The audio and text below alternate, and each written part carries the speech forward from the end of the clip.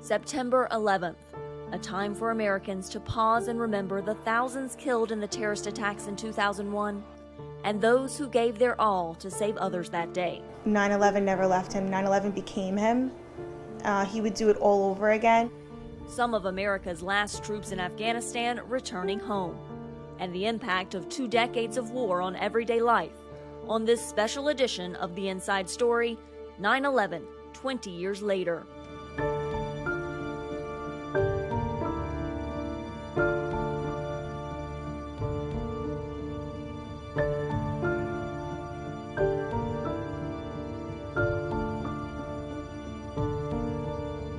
Hi, I'm Carla Babb, VOA's Pentagon correspondent. We're standing steps away from where American Airlines Flight 77 crashed into the Pentagon on 9/11 at 9:37 a.m., killing 184 people. Nearly 3,000 died in terrorist attacks that day. Another plane headed for the Capitol crashed in Shanksville, Pennsylvania. 2 planes hit the World Trade Towers in New York City. The crumbled Twin Towers became known as Ground Zero of the terrorist attack, changing the lives of thousands of people. Many Americans old enough to remember the attacks know exactly where they were that day. I was in high school in North Carolina. I remember how the faculty turned on the TVs to follow what was happening. I remember the disbelief, the sadness in the hallways. I also remember the bravery we saw, how people gave their lives to save the lives of others. Here's VOA's Anna Rice with more on the heroism from that day. It was a terrible sight to see. He was all full of the white powder. 147 is his firehouse, which is what he loved. That's where his heart always was.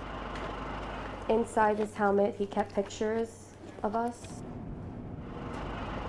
This was actually the last picture I took with my dad. This picture, snapped by an unknown photographer, went viral in both the US and international media. A copy of the photograph is stored at the National September 11th Memorial and Museum. This is our father here kneeling down. He was working down at the pile for months. After the 9/11 terrorist attacks, Alioto worked for extended periods of time at Ground Zero, looking for the remains of the dead, breathing in toxic substances that took a toll on his health. And my husband had glass and pieces of black smoke and things in his lungs. And little by little, he was taken from us. Doctors said he had 10 years at most. He lived for 18. He was a fighter, but 9/11 never left him. 9/11 became him. He would do it all over again. Alioto's 3 daughters have a hard time remembering that dreadful day. Amanda was 10, Ashley was 6, and Alyssa was only 4. Angela Alioto picked up the 2 older girls from school earlier than usual that day, but they didn't go home. They went to the neighbor's place. A lot of their neighbors also had family members who were firefighters. All the moms were crying and watching it on TV, so once I started seeing the TV and the fire department, I had a feeling, Daddy was there. On the morning of 9/11, Thomas Alioto was heading home after a night shift. After he learned the first plane hit the tower, he turned around and went straight to what had been the World Trade Center.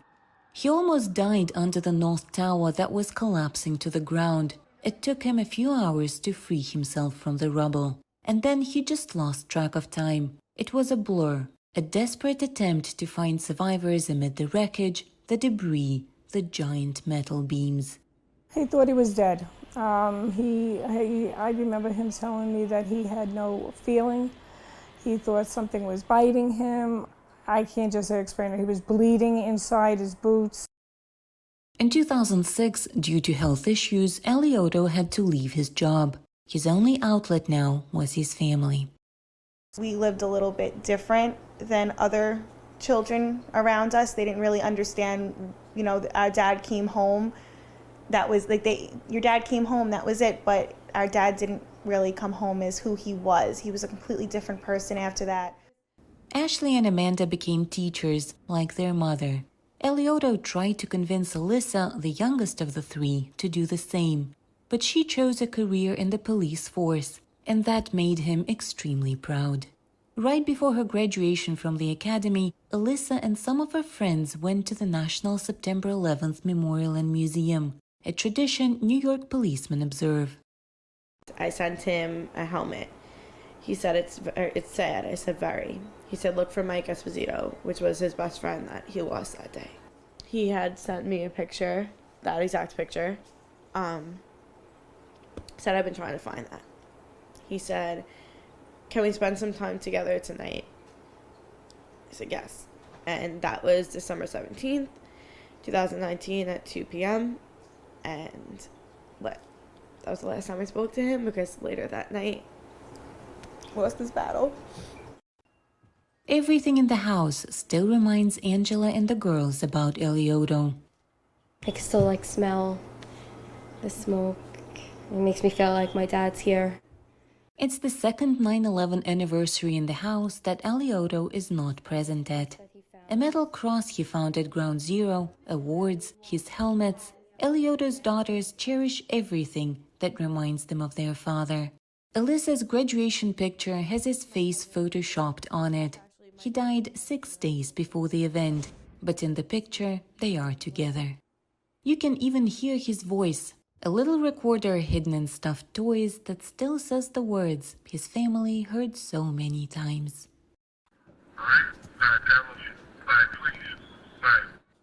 For Nina Vishneva in New York, Anna Rice, VOA News. Following the attacks, the United States launched a war against al-Qaeda, the terror group who claimed responsibility, and the Taliban, who ruled Afghanistan and harbored the terrorist. 20 years later, the Taliban is back in control of Afghanistan. Soldiers from 10th Mountain Division in Fort Drum, New York, were among the first to deploy to Afghanistan in 2001, and they're now among the last to return after the withdrawal. A homecoming nearly 10 months in the making. Troops from the 10th Mountain Division landing on American soil after multiple delays, turning in their weapons after a historic deployment. It doesn't feel real. I was talking to somebody earlier. You almost feel like somebody's going to call you up and say, okay, yep, just kidding, we got to go back. We're not done there. Battalion Commander Lieutenant Colonel Chris Rowe said these troops helped turn over every remaining American base in Afghanistan, from Helmand in the south to Mazar al-Sharif in the north, and then the military's hub, Bagram Airfield, before finally providing security at Kabul International Airport, helping evacuate more than 120,000 people while under constant threat. Very hectic. Rivaled pretty much any deployment that I've been on, quite frankly, and we've got some good ones, but the uncertainty you speak of, it was very real. Uncertainty from having to rely on the Taliban, America's enemy for 2 decades and responsible for killing thousands of U.S. troops. Lost guys on patrols,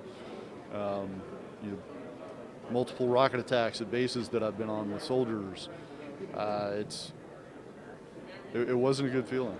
We needed them. At the end of the day, they were, that first kind of filter and providing us almost like the security outside to allow us to do our jobs. One thing I do know about mountain soldiers, we're mountain tough. About half of these soldiers either weren't born or don't remember the terror attacks in 2001 that started the war they ended.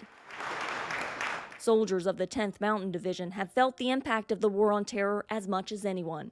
46 deployments to Iraq and Afghanistan since 9/11-2001.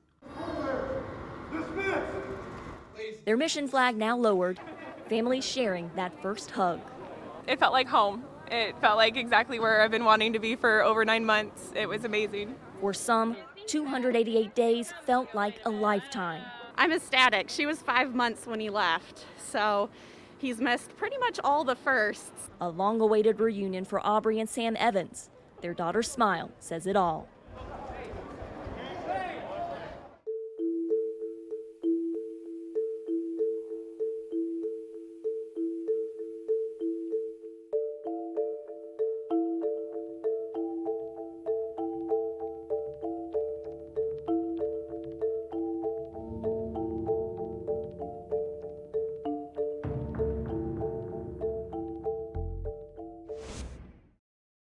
I feel like I have to be a voice for the American citizens that are left behind. That's Nasria. She's one of the 100 to 200 Americans trapped in Afghanistan after the American evacuation efforts ended on August 30th. She asked we only use her first name for her safety.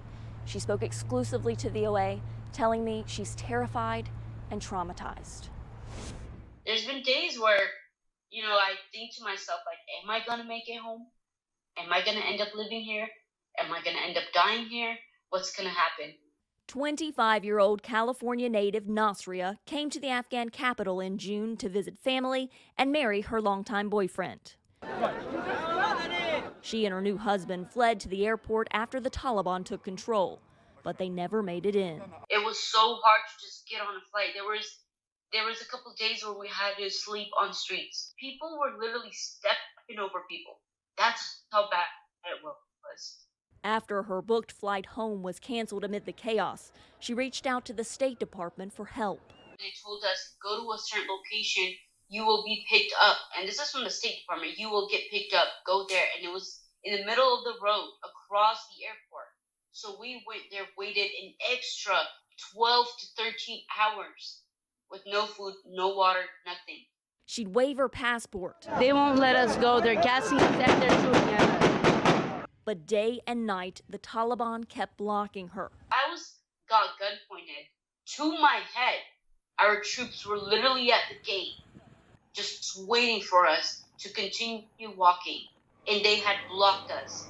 And there was a time where, I went past them and I started walking as fast as I can. And they started shooting right by my leg and told me to come back or they would shoot me.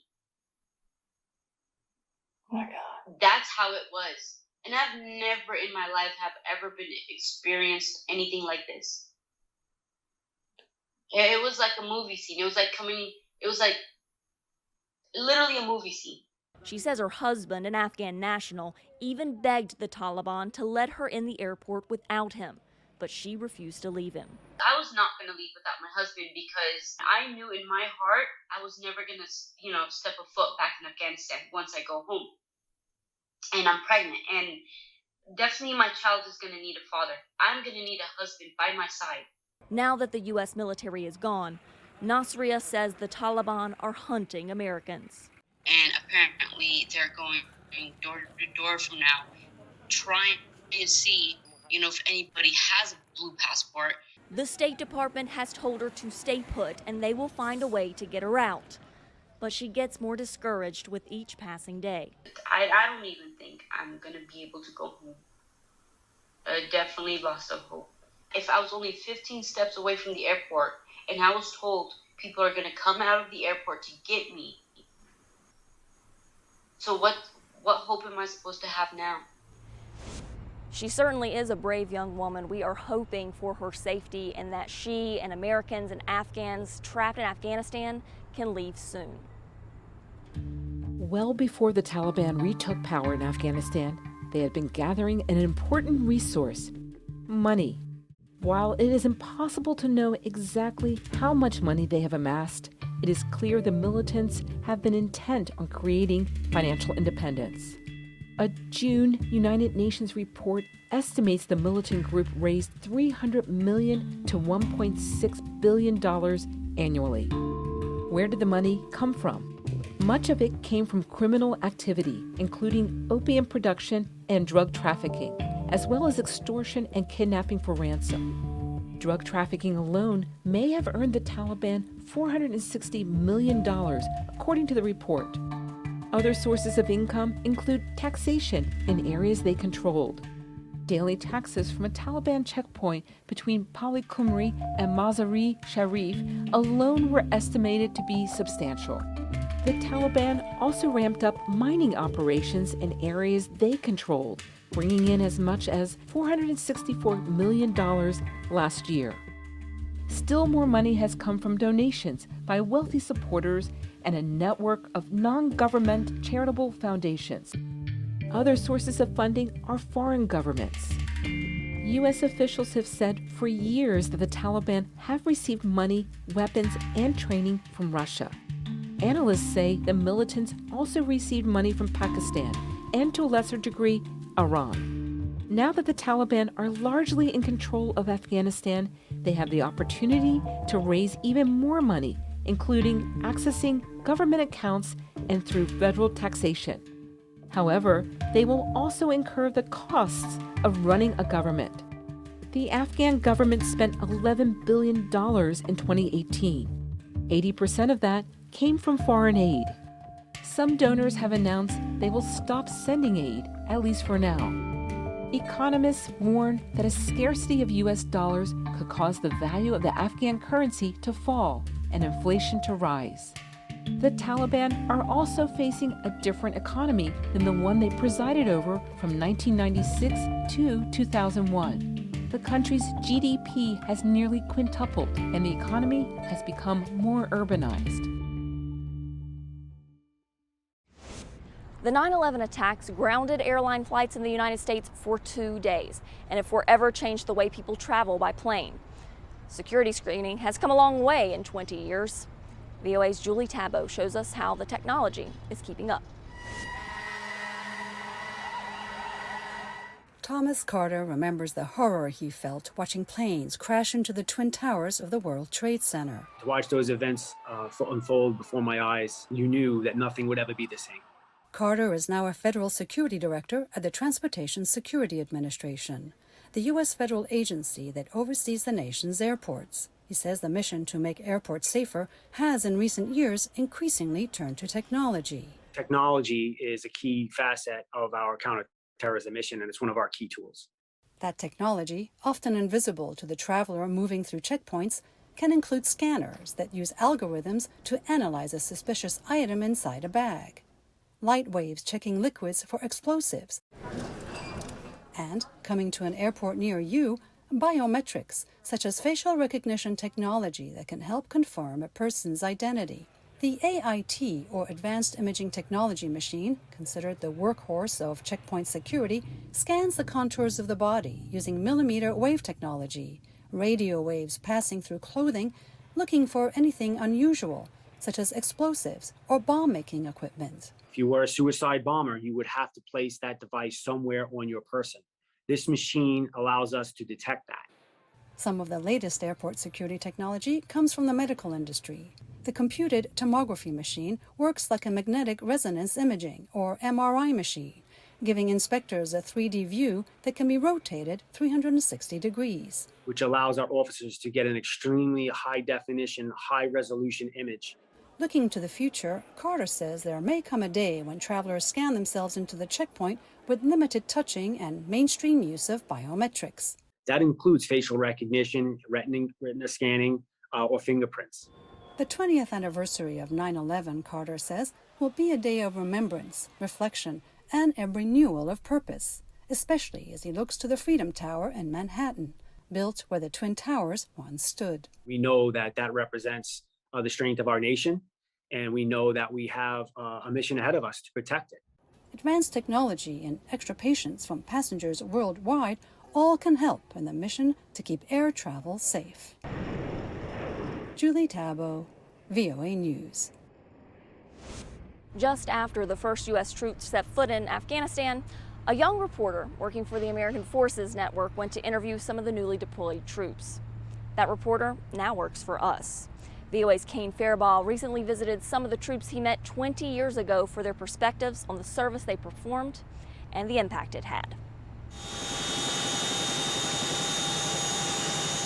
My assignment to Afghanistan in 2002 was to understand the conditions and motivations of service members who were spending their first 4th of July holiday after 9/11 in Afghanistan, trying to rout the al-Qaeda terrorist network. Meanwhile, an Air Force B-52 was also in the area on a planned mission to bomb suspected Taliban and al-Qaeda locations. My friend and American Forces Network colleague, Staff Sergeant Dan Milbauer, accompanied me on our first experience in a combat zone. When you come into the country the way we did in a military aircraft and under cover of darkness to avoid being shot at and landing in a corkscrew kind of pattern, you know, that's kind of when it first hits you that, oh yeah, this is real. You know, we are going into harm's way. At the time, nearly 10,000 U.S. forces were in harm's way. many based at Bagram Airfield, which was quickly growing into one of the largest U.S. military facilities in the world. It's where Rhonda Lawson served with a U.S. Army Mobile Public Affairs Detachment, or MPAD, which hosted us in Afghanistan. I'm a print journalist by trade. To keep U.S. troops there informed, her team produced a base newspaper and other products. We run stories not just here at Bagram, but also stories from Kabul. Every once in a while we might get a story from Kandahar or from Uzbekistan. What I took pride in doing was telling the soldier story. We talked about the mission, but at the same time, I wanted people to know that our soldiers were real people. Our soldiers had families. Our soldiers had feelings. U.S. troops also received messages from back home showing passionate support for their mission. One of the cards that I got, it just said kick bin Laden's ass on it. You know, so there was that sense that we needed to get revenge. But finding bin Laden took nearly a decade. Neither Lawson nor others we spoke to during our 2002 visit, it's like a long-ass camping trip, thought operations in Afghanistan would become the longest in U.S. history. Desert Storm, a lot of the fighting ended in about 6 weeks. I think people thought that this was going to be quick, like Desert Storm. Of course, obviously, a lot of us thought that any operations around 9/11 response would be temporary or quick. As the war in Afghanistan dragged on, Milbauer returned to the country a second time in 2003 to work with a psychological operations or PSYOP unit. It's really kind of trying to, I guess, strategically put out information. Milbauer says he noticed some things had changed when he returned to Bagram Airfield. There was more activity, more people there, and then I think more coalition partners had forces there. And working in Afghanistan was more dangerous, says Milbauer. He vividly remembers a close call during a mission to support a remote Afghan radio station. I heard this whistling of an RPG coming in, so it passed over my head. No one was injured, says Milbauer. For him, the constant threat of attack didn't change his outlook on U.S. military objectives, including helping locals to have a better life. Some of the things we did, when I say we, I mean the coalition forces, was to, teach people that kind of stuff and provide them with clean water sources and, lots of money to improve their lives. So in that regard, I was behind that all the way. Milbauer and Lawson were two of more than 775,000 U.S. forces who served at least one deployment to Afghanistan since 2001. More than 2,300 lost their lives. Despite the country now falling back into the hands of the Taliban, Lawson, who retired from the U.S. Army in 2017, believes the U.S. effort was not in vain. I will never consider our presence in Afghanistan a failure. It's hard to say whether the mission was accomplished in total. Milbauer, who left the military in 2007, feels the U.S. reached the point of doing all it could in Afghanistan. We've found and eliminated Osama bin Laden.